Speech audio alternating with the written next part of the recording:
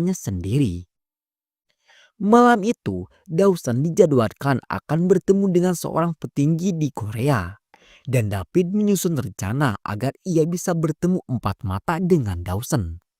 Awalnya Dawson menolak. Namun setelah David mengatakan jika semua ini adalah cara untuk menangkap Juno, Dawson pun seketika setuju. Namun Dawson tak bisa berbicara empat mata karena ia tidak memiliki wewenang untuk memerintah anak buahnya. Dan inilah yang dilakukan oleh David.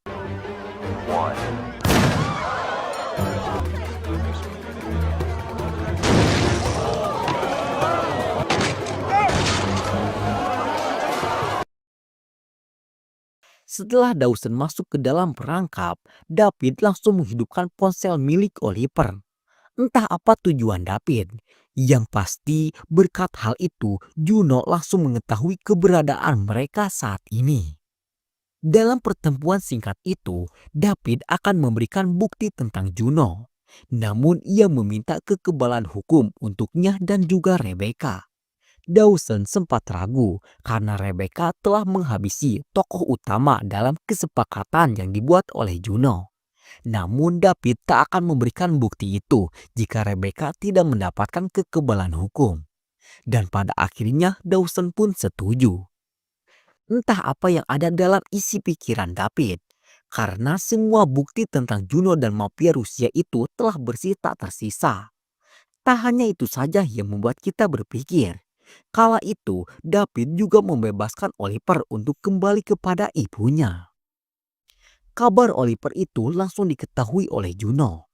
Namun bukan itu yang membuat Juno terdiam.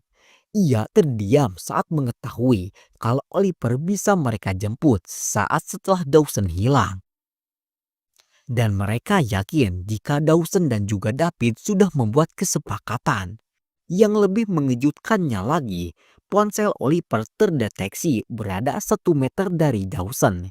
Yang membuat Juno curiga kalau Oliver sendiri sudah membongkar rahasianya kepada Dawson dan juga David. Over 4 blocks away. Hell, it was within 3 feet of. Hari pun kini telah berganti. Rebecca dan juga David sedang memantau aktivitas di rumah Juno yang di hari itu secara mendadak bersikap baik kepada Oliver. Hal itu Juno lakukan agar Oliver mau terbuka dengan apa yang sudah ia katakan kepada David. Akan tetapi Oliver tidak mau jujur yang membuat Juno sedikit kecewa. Juno dan juga Oliver kemudian pergi ke markas mereka. Dan di waktu itulah kini giliran David dan Rebecca yang beraksi.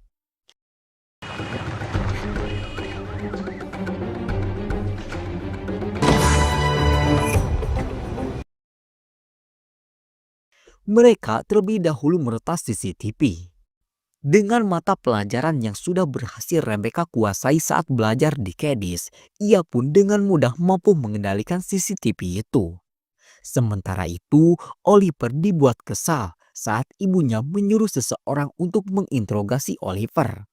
Hal itu sangat membuatnya marah karena sang ibu hanya memikirkan kepentingan Cadiz daripada anaknya sendiri. Rest. Just want to get back to it. 2 full days with David and Rebecca Jung. You have to be formally debriefed.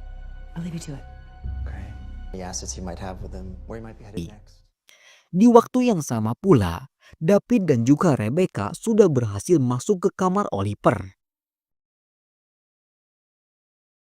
David langsung menanam sebuah penyadap suara di lokasi yang sangat strategis. Sementara itu, Rebecca malah sedang mencari sebuah flashdisk misterius. Entah apa isi dalam flashdisk itu. Yang pasti, Rebecca merahasiakan flashdisk itu dari sang ayah. Kembali kepada Oliver. Saat itu, Oliver benar-benar dibuat kesal oleh sang ibu. Apalagi saat itu ia disuruh pulang dan akan diistirahatkan dari aktivitas Cadiz Group. Seolah-olah sang ibu memecatnya secara tidak langsung. Kembali ke David. Kala itu David sengaja membuat lukisan yang menutupi penyadap suara itu dengan posisi yang sangat mencolok. Hal itu sengaja ia lakukan agar Oliver mengira jika penyadapan itu dilakukan oleh ibunya, yang tentu saja akan membuat Oliver kembali kecewa kepada Juno, yang nantinya akan memudahkan David untuk kembali menggali informasi dari Oliver. Namun sayang, saat hendak kabur, Oliver sudah keburu pulang, yang tentu saja membuat mereka mau tak mau harus lompat dari gedung tersebut.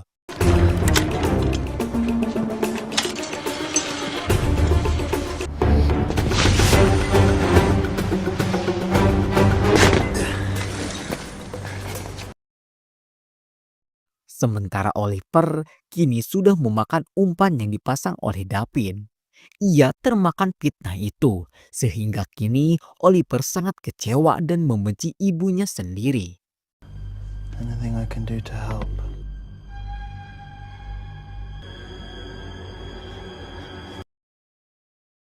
Setelah itu, David lalu